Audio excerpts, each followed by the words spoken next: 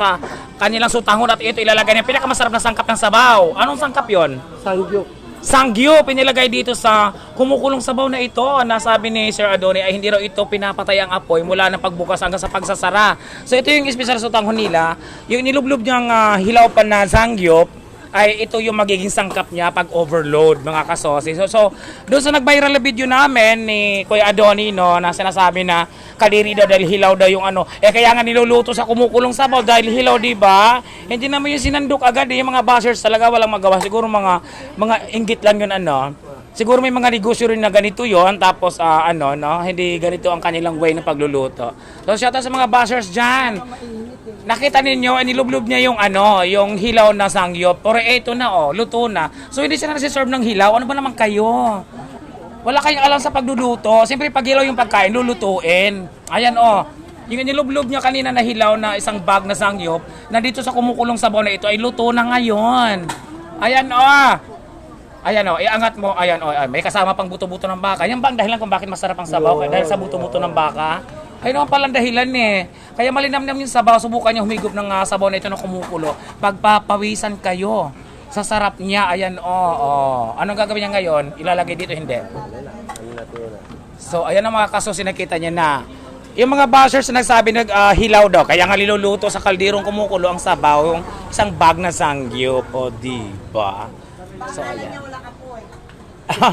Kasi daw, bakit daw? Kaya nga niluluto, di ba? Kaya sa bagay, kung hindi ganoon, hindi man talaga magbabiral, di ba?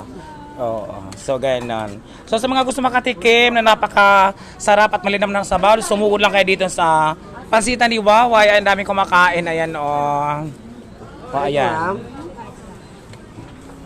Kaya po? Judith, ayun po, pakante mo. Ano yung kuya dito? Halos wala ka rin pahinga. Ilan kayo na nagsasandok dito? Ano lang kayo dito? Tatlo kayo nagsasandok ang customer 100. Paano yon? Pipila na lang. Pipila. Madali lang din yun. Madali lang 100 na customers. Ganun ba? Wala pang pating oras. Inaano na sa sauce eh. Ano yan? Overload yan. Overload yan? Ang daming lahok, no? So, ayan, kumukulong sabaw. Ganyan kasarap ang kanilang special sotanghon or sotanghon overload. Ayan. Hindi, sama yung kutsara, Tidor. Go na. Ang umorder, pwede Ito nang pa, kumain.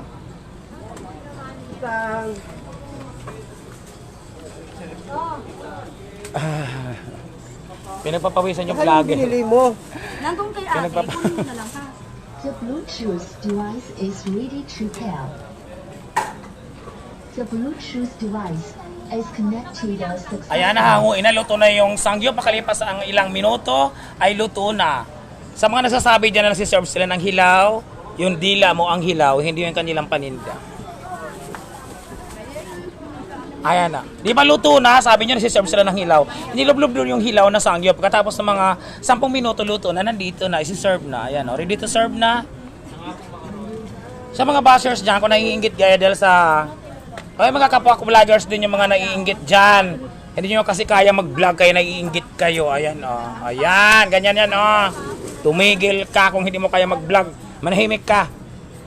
Ayan. Asa na?